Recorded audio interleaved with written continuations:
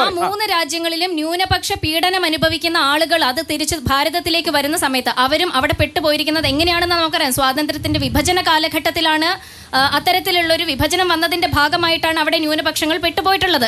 അങ്ങനെയുള്ള ആളുകൾ തിരിച്ചു ഭാരതത്തിലേക്ക് തന്നെ വരുന്ന സമയത്ത് അവിടെയുള്ള ന്യൂനപക്ഷ വിഭാഗങ്ങൾക്കാണ് പരിഗണന കൊടുത്തിട്ടുള്ളത്.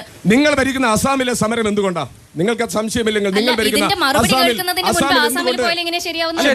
ഇതിന്റെ കാര്യങ്ങൾ ഞാൻ വിശദീകരിക്കട്ടെ. ഇന്ത്യ രാജ്യത്തല്ലേ ആസാം?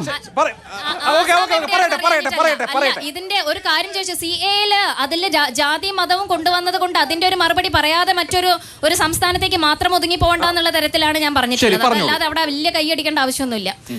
അതുകൊണ്ട് ആ തരത്തില് ന്യൂനപക്ഷ പീഡനം അനുഭവിക്കുന്ന ആളുകള് മടങ്ങി വരുന്ന സമയത്ത് പൗരത്വം കൊടുക്കുന്ന ഒരു ബില്ലാണ്. അതല്ലാതെ മുൻപുണ്ടായിരുന്ന അതേ തരത്തിൽ മുസ്ലിംസിനെ പരിഗണിച്ചുകൊണ്ട് തന്നെ പൗരത്വം നിലനിർത്തി പോരുന്ന ഒരു ബില്ല് കൂടിയുണ്ട്. അമെന്റ്മെന്റ് വായിക്കുന്ന സമയത്ത് അതും കൂടി ഒന്ന് വായിച്ച് മനസ്സിലാക്കുന്നത് നല്ലതാണ്.